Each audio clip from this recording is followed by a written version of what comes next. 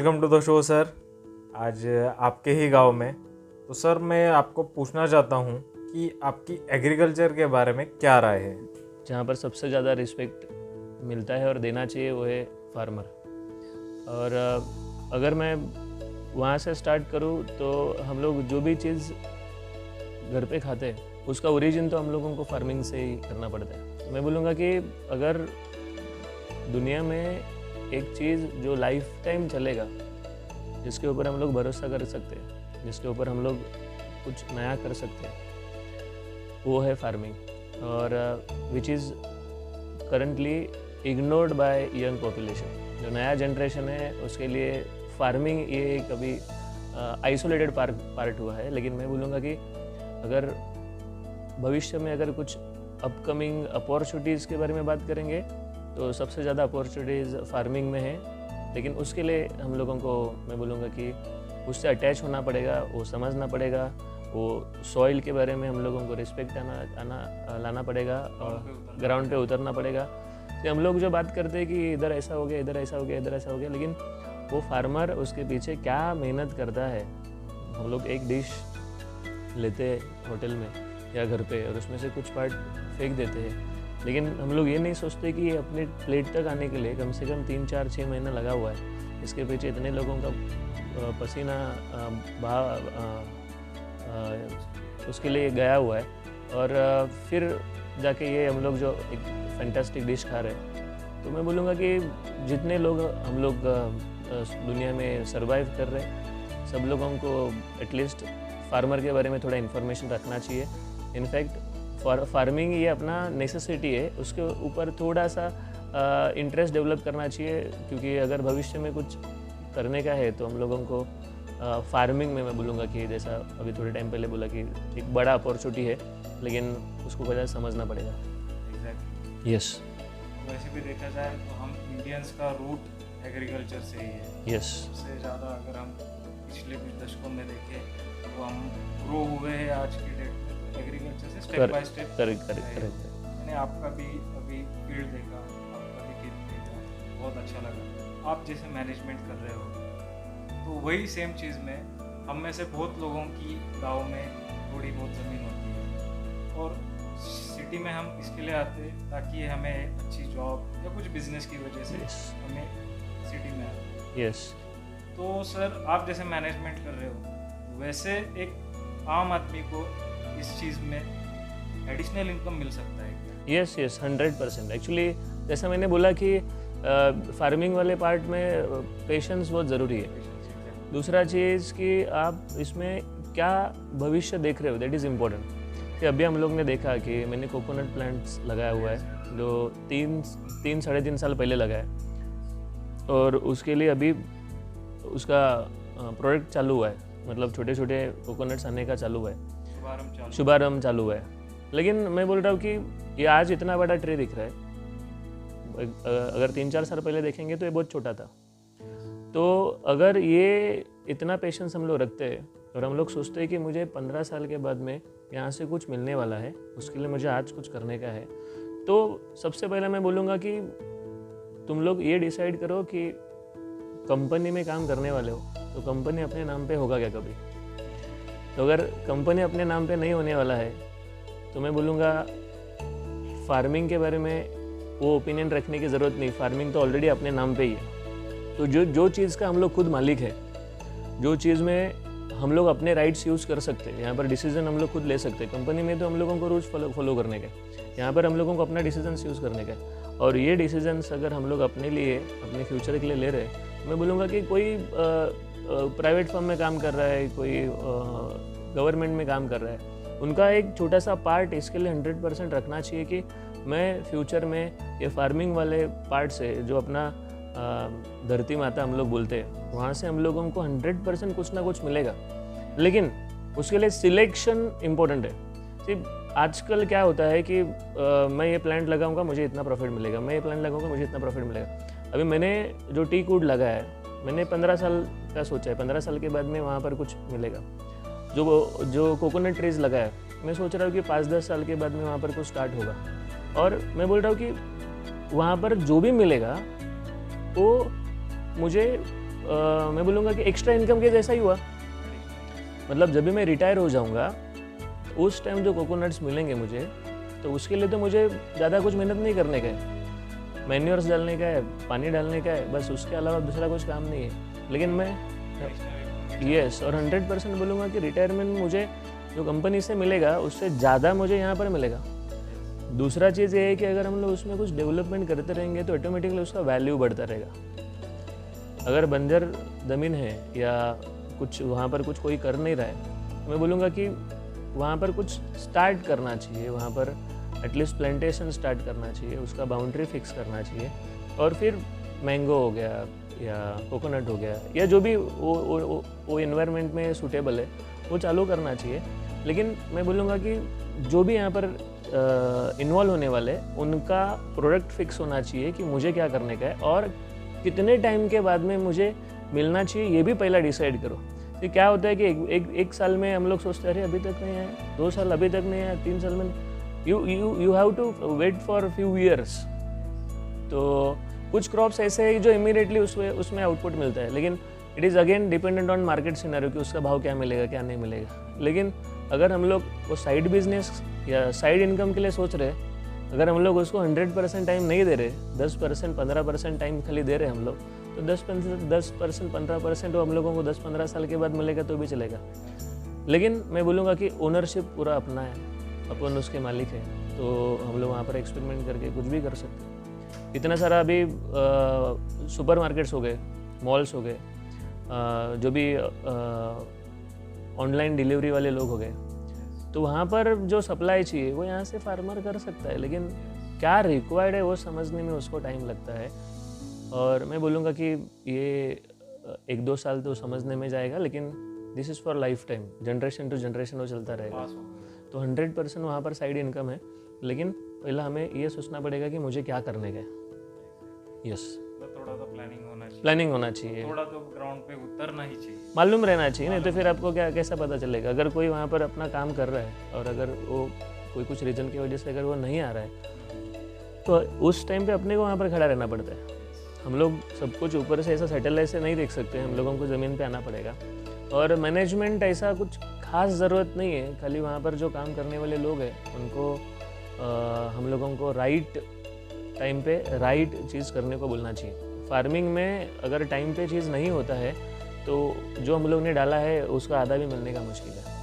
तो वहाँ पर जो भी हम लोगों के साथ काम कर रहे हैं उनको खाली यही हम लोगों को पुश करते रहना चाहिए कि भाई ये इस टाइम पे होना चाहिए, हुआ कि नहीं हुआ, फॉलोअप लेते रहने का है। तुम लोग किधर भी रहते रहोगे, इंडिया में है अब्रॉड है, तुम लोगों को खाली कम्युनिकेशन करने का कि भाई हुआ कि नहीं हुआ, सेंड मी फोटोज़, किधर तक आया। ऐसा नहीं कि हम लोग उनके ऊपर डाउट ले रहे हैं, हम लोग देख रहे हैं कि उसका प्रोग्रेस कैसा हो रहा है। नहीं हो रहा है तो फिर उसके ऊपर कुछ मेडिसिन है क्या, कुछ ऑप्शंस है क्या, ये सब हम लोग बातचीत कर सकते हैं। टाइमिंग फार्मिंग में जिसका टाइमिंग गलत हो गया उसका गेम खत्म हो गया। यस, लॉस भी बेयर करना पड़ता है। यस, और हम दूसरा अगर देखें, रिसेंट मूवी आया था मराठी में मुंशी पैटर्न, उसमें से हम लोग ने देखा जो फार्मर्स सिटी डेवलपमेंट के लिए अपनी ज़मीन दे देते हैं, वहाँ जाता है अच्छा खासा बहुत अच्छी अमाउंट मिल जाता है।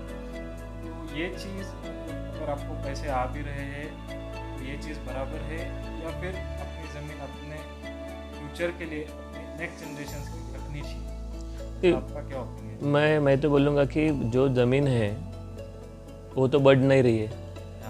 मतलब सपोज़ कोई एक फैमिली के पास 1 एकड़ का ज़मीन है, वो 1 एकड़ का बिना कुछ किए 5 एकड़ तो होने वाला नहीं है, अनलेस एंड अनटिल वो लोग ने कुछ खरीदी नहीं किया। तो सपोज़ एक फैमिली है, उनका पहले से माँ बाप के ज़माने से 1 एकड़ है, आज भी 1 एकड़ है, लेकिन अभी इनके फैमिली में 4 बेटे या 2 बेटे, तो 1 एकड़ का डिवाइडेशन हो गया, बराबर है।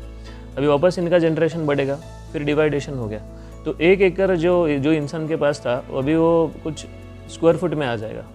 अभी प्रॉब्लम ऐसा है कि आगे वाले कुछ टाइम में ऐसा सिचुएशन आएगा कि ज़मीन मिलने का मुश्किल हो जाएगा।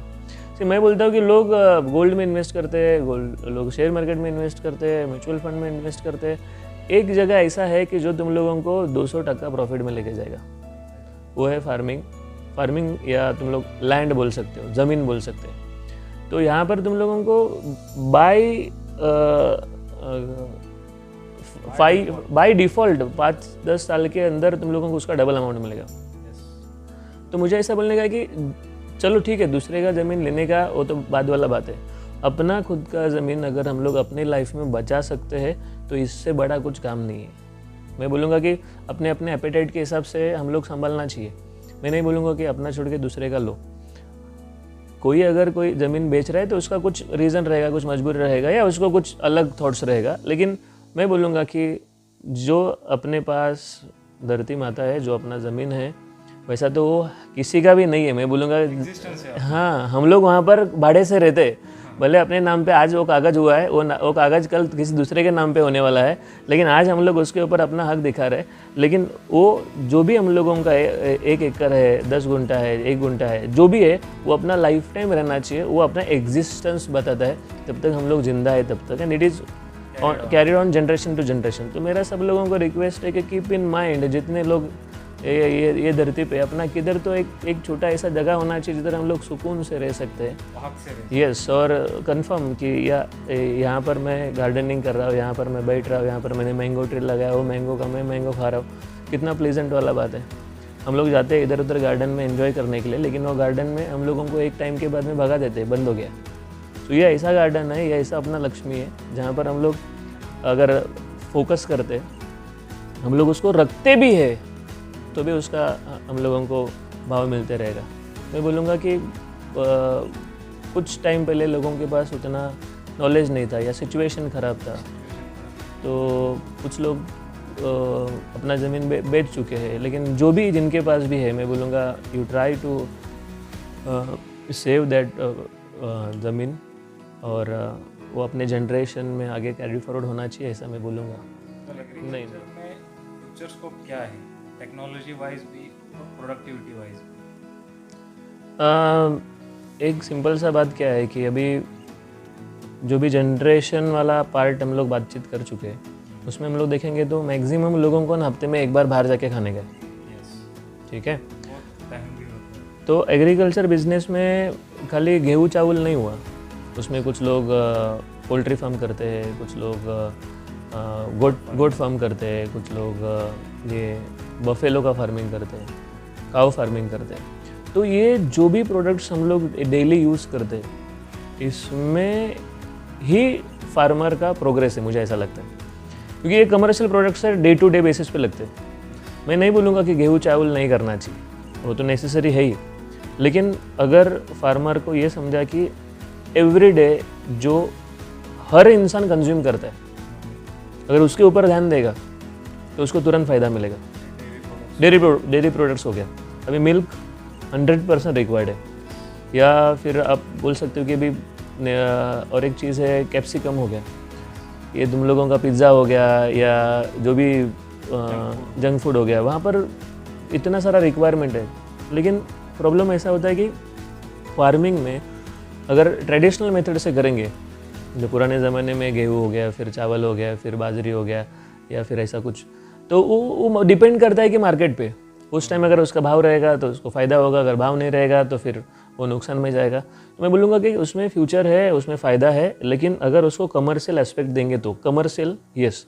अभी मैंने वहाँ पर बोला कि मिर्ची लगाया हुआ है, अभी मिर्ची लगाने का रीज़न ऐसा ही था कि वो जिंजर में, अदरक में थोड़ा जगह खाली था, और एक चीज़ था कि वो अदरक में भविष्य में, मतलब जैसा उसमें धूप बढ़ता है वैसा उसको ठंडा रखने के लिए कुछ तो छाव करना पड़ता है। इसके लिए ये मैंने दिमाग में डाला कि वहाँ पर अगर मैं मिर्ची लगाऊंगा तो उसको थोड़ा छाव भी मिलेगा।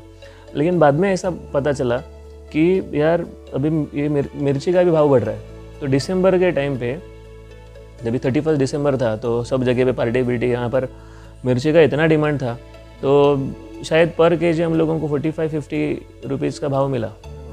तो मैं तभी मुझे समझा कि this is the right time, कि वो 31 के आगे पीछे हम लोग अगर ऐसा कुछ करेंगे तो वो फ़ायदे वाला है। फिर वो दशहरे के टाइम पे झंडू मारीगोल्ड लगाया था। तो कमर्शियल एस्पेक्ट रख के अगर हम लोग बनाते, अगर उसके प्रोडक्टिविटी पे ध्यान देते, अगर हम लोग उसका प्रॉब्लम समझते कि अच्छा इसके लिए क्या रिक्वायरमेंट है। कभी कभी क्या होता है कि कुछ उसके ऊपर क्या बोलते हैं उसको, ट्रीटमेंट भी करना पड़ता है।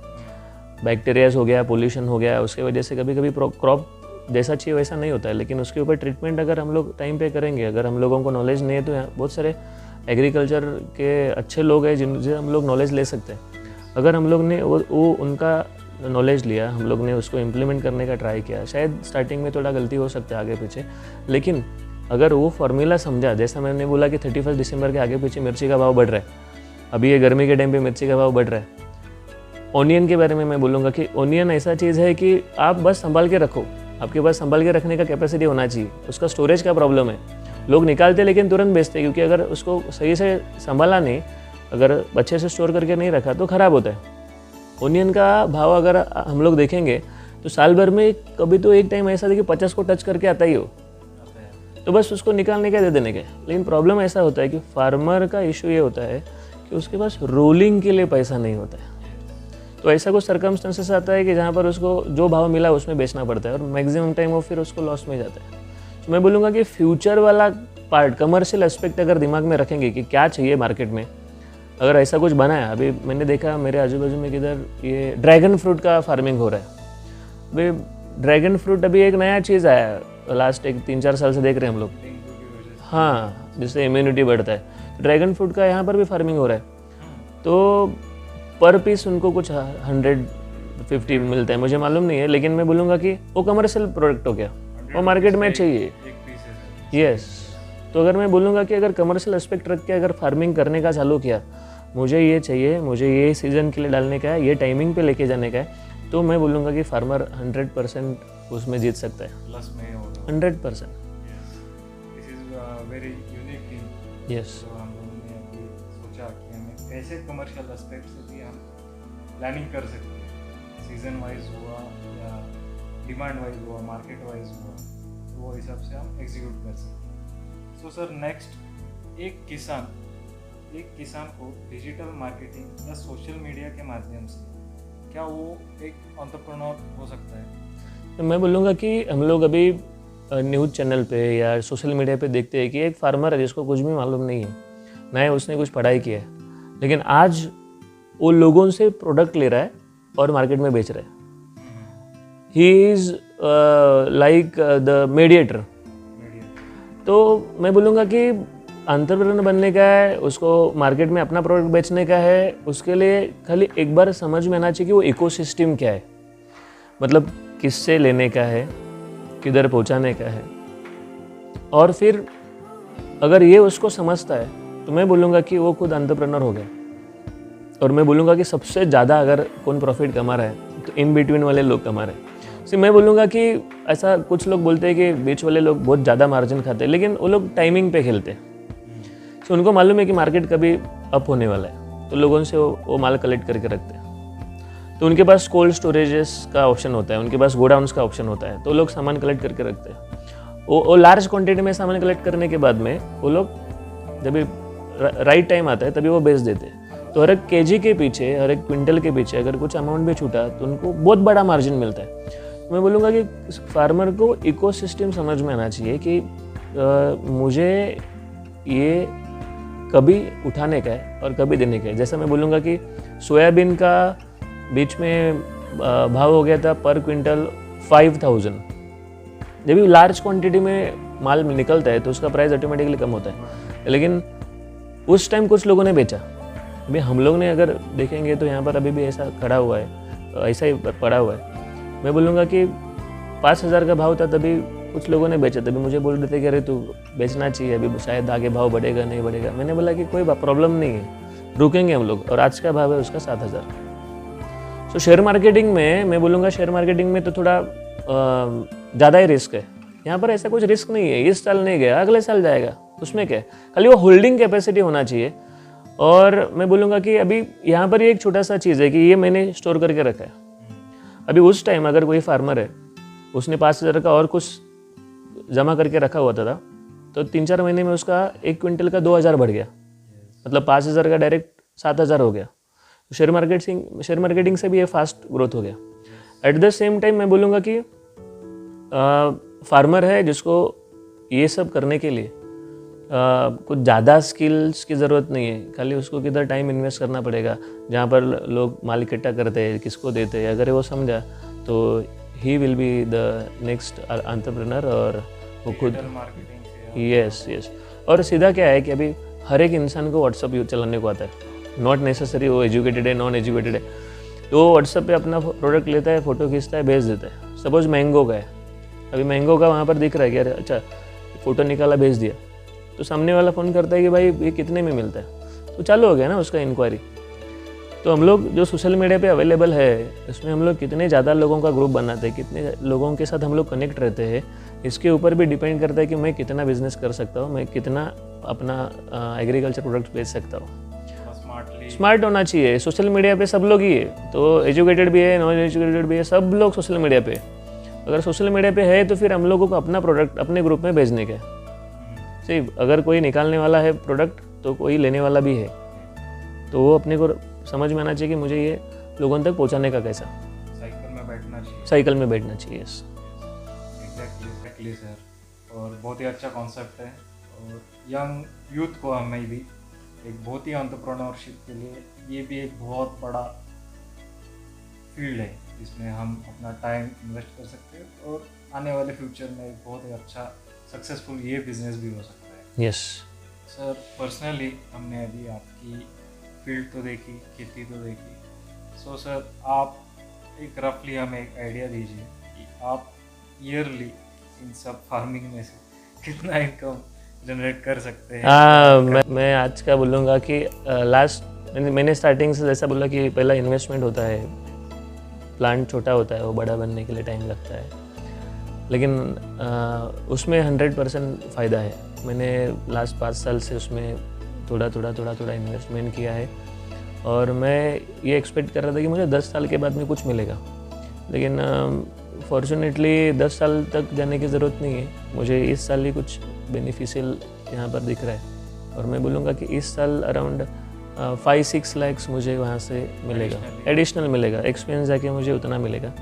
मैं बोलता हूँ कि ठीक है 5-6 लाख मिला या 5 रुपये मिला, मुझे अभी प्लस में आने का चालू हो गया। Every business is like hockey stick के जैसा, वो टिक मार के जैसा रहता है। पहला तुम लोग डालो, एक टाइम ऐसा आता है कि बस उधर एंड हो गया, फिर उसका बढ़ने का जर्नी चालू। तो जो कोकोनट ट्रीज लगाया मैंने, जो टीक वुड लगाया, जो मैंगो ट्री लगाया, उसका आजकल परसों 100% प्रोडक्ट आएगा, और मैंने जितना डाला था उससे 100% ज़्यादा ही मिलेगा। तो मैं बोलूँगा अभी 5-6 लाख इस साल मैं एक्सपेक्ट कर रहा हूँ, अगले साल उसका डबल, लेकिन आफ्टर 5 ईयर्स उसका 5 टाइम्स हो सकता है। तो this is the exponential growth, लेकिन अगेन पेशेंस इज़ इम्पोर्टेंट। तो ये एक टॉपिक हो सकता है, और ये एक फैक्टर हो सकता है। शेयर मार्केट की नज़रों से अगर हम देखें, इसमें भी ग्रोथ बहुत ही स्टेडीली है, बट फिक्स है, और इसमें फ्यूचर 100% है fix. So sir, I had a good time with you, and this was a very informative video. Sir, खूब खूब धन्यवाद। Yes, thank you. जय महाराष्ट्र। Thank you.